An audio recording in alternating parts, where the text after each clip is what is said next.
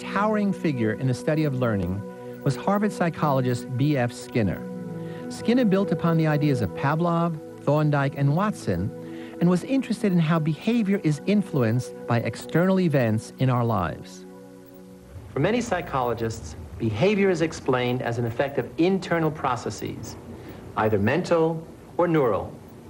For them, behavior is seen as the outward expression of what's going on inside. But Skinner disagrees. His research investigates behavior in terms of its relationship to environmental variables that precede and follow it. You can think of it as psychology's ABCs: antecedents, behavior, consequences. In the early 1940s, Skinner began to examine a simple response of an ordinary animal, a pigeon pecking a disc that was followed by a reinforcer, say a food pellet or some water. A reinforcer is anything that increases the rate of responding. Wait for it to turn a little further. The pigeon was kept in a highly controlled environment that's come to be known as a Skinner box. And Skinner's version of instrumental conditioning is known as operant conditioning. Well, operant behavior is behavior which operates upon the environment and produces consequences. And operant conditioning is the change that takes place when those consequences have a particular effect. And we call this effect strengthening or reinforcing. Through operant conditioning, pigeons have been trained to peck at the correct sum of numbers and to perform all kinds of feats.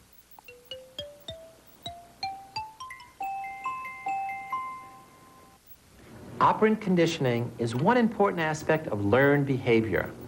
But in Skinner's view of psychology, all learned behavior can be stripped down to the relationships between the behavior, its antecedents, and its consequences. He believes that any behavior that is followed by a consequence will change in its rate of occurrence in direct relationship to changes in the consequence. Today, psychologists are pushing the limits of operant conditioning beyond the Skinnerian model. Behavioral psychologist Howard Rachlin at the State University of New York looks at ways to enable self-control by using operant conditioning methods. Self-control, like everything else, is a little bit of environment and a little bit of genes, like everything. Self-control is really choosing between a large but delayed reward and a smaller but more immediate reward. A larger reward is more abstract and difficult to put your finger on, like good health. Things like good health or even job satisfaction are often the result of long-term behavior in which delayed gratification was consciously chosen. Okay. Rachlin looks at how patterns of behavior act as a reinforcement for self-control. Like Skinner, Rachlin also uses pigeons to test his ideas. In the first condition, a pigeon chooses between a small immediate reward and a larger but delayed reward. If it pecks the green button, it gets a small amount of food right away.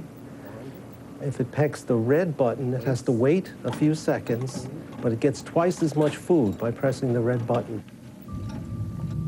Pigeons are very impulsive. Almost 100% of the time, pigeons will go for the smaller, immediate reward. In another condition, we'll say to the pigeon, instead of pecking the key just once to get that reward, you have to peck the key 15 times. And when we ask the pigeon to peck the key 15 times to get either reward, it will start pecking on the key leading to the larger reward. So when it only has to peck once, it's right up against the small reward, and it takes the small reward. Whereas if you put the pigeon back and it has to peck 15 times, it sees the rewards as they are. And seeing the rewards as they are, it starts pecking the key that leads to the larger reward. Rachlin demonstrates that following the 15th peck on the green button, the pigeon receives a small but immediate reward of food. The case is different with the red button. After the 15th peck on the red button, the pigeon has to wait an additional 4 seconds, but the reward is larger. The pigeon chooses the red button, leading to the larger delayed reward, illustrating that a pattern of behavior can reinforce the choices that lead to self-control. The rewards of self-control are very hard to pin down, very hard to isolate, and they're not simply the sum of a bunch of instants. Just like listening to a song is not simply the sum of a bunch of notes. It's some abstract relationship. A song is a certain relationship, and that relationship takes time to occur. And these rewards are like songs in that sense. They take time to occur, and they're not simply the sum of a bunch of instants. Racklin believes that recognizing alternatives to a particular behavior helps to change that behavior. For instance, if we want to stop smoking, it is not enough to take away the cigarettes. You need to reinforce the potentially larger but delayed benefits of not smoking, such as experiencing better health, having more money, and increased social approval. The difference between my view and Skinner is that we not only look at the consequences of the specific act that we might want to change, but also the alternatives. We focus on both of those because sometimes the best way to manipulate a certain behavior is not to work on the behavior itself, but to work on the alternatives. Operant conditioning has been applied in several settings beyond the research laboratories where it was first discovered. These are not mechanical devices. These are dogs. That means that they don't always do everything perfectly every time. This promotional film shows a San Diego training program called Canines for Independence. Using behavioral principles, these dogs have learned to assist in the care of disabled patients. Desired behaviors are reinforced by means of operant conditioning until the dog learns a new routine in which a complex sequence of responses are chained together.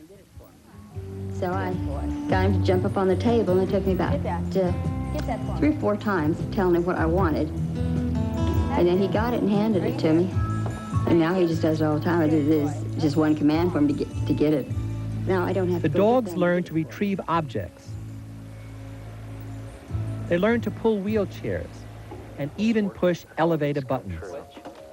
Atta boy. Good. Good boy. I didn't know it was going to be like this when I first started, but after I went through it, it's all come true. After learning all these commands, everything that I've learned, it's working. It's all working. We've seen some of the ways in which individuals learn how to change their situation. But what happens if they learn that nothing makes a difference? What happens if they learn to give up entirely? Can we use conditioning to overcome such learned helplessness? Fortunately, the answer for many distressed people is yes. This woman is undergoing behavior therapy for agoraphobia. Agoraphobia, the fear of public places, imprisons untold numbers of people, mostly women, in their homes. That's good. Just take that deep breath. That's good. We're going to have one more step. The unique feature of this behavior therapy is its pragmatic focus on directly changing the problem behavior, the individual's symptoms.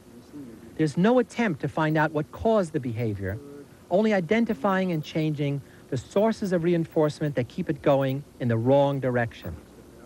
The problem is treated by learning to cope with a fearful emotion and by arranging new positive consequences for the desired behavior. So learning can be positive and it can be negative. But whatever we learn, whether it's the reinforcing consequences of our behavior or the futility of our actions, something more than behavior is changed. There's also a change in our knowledge. And for that knowledge to direct our future actions, it must be remembered, which means somehow it must be registered in our memory and called into play upon demand. Learning without memory is impossible. Memory without learning is useless. So next time, we'll look at how we remember and why we forget. I'm Philip Zimbardo.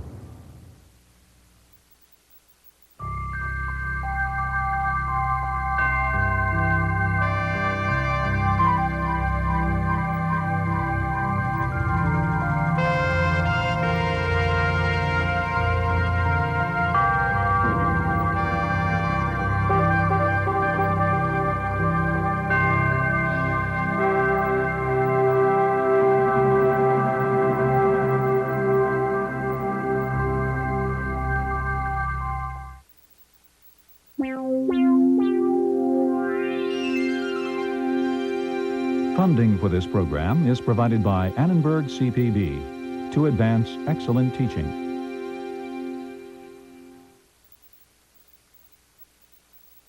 For information about this and other Annenberg CPB programs, call 1-800-LEARNER and visit us at www.learner.org.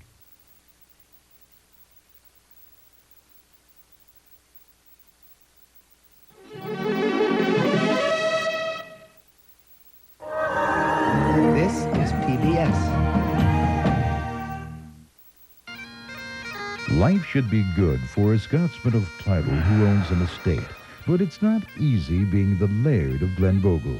His is the story of the struggles, the dreams, and the loves of the small Scottish village he calls home. Whether the town is to flourish or founder will depend on the man they call Monarch of the Glen. Saturday at 9, Wednesdays at 8, only on Wise TV, WYCC.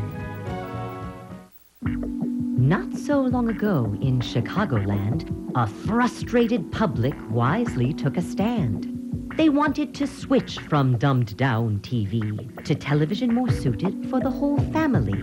So the people got together to lend support for a public TV station much more their sort. Some folks gave a little, and some gave a lot. Some businesses even helped fill up the pot. As the public kept watching, they began to find that this Wise TV could change your mind. They switched from all the backstabbing and greed to programs about human rights and need. Instead of opinions controlled by a few, they now watch news with a global view. So if this change in TV suits your viewing style, lend us your support so it stays on for a while. Call and pledge today so you can continue to see how you can change your mind with Wise TV. No matter where you're from, you can learn English. Prepare for GED exams or study the basics of reading, writing, and math. Call 773-COLLEGE now for information about enrolling for free adult education classes through the City Colleges of Chicago. Don't wait. Call 773-COLLEGE now for information. The City Colleges of Chicago. Success starts here.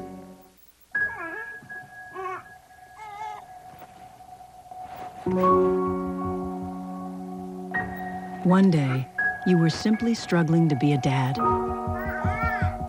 The next, you're coping with a diagnosis of childhood cancer. CureSearch.org can help. It's run by doctors and scientists whose research has led to an overall cure rate of 78%. You're not as alone as you feel. Hi, I'm Ken Burns, and now for something completely different. Monty Python is back where it belongs, on the PBS. Holy Python, wake up! I don't like spam! Your favorite Brits. Oh no! Nobody expects the Spanish Inquisition! Wink, wink, nudge, nudge, say no more. And their classic bits. I'm a lumberjack and I'm okay. On Monty Python's Flying Circus. Saturday at 10:30 on Wise TV, WYCC.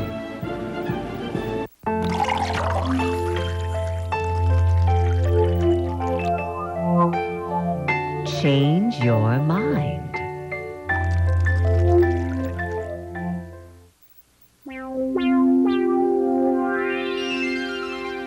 Major funding for Earth Revealed was provided by the Annenberg CPB project.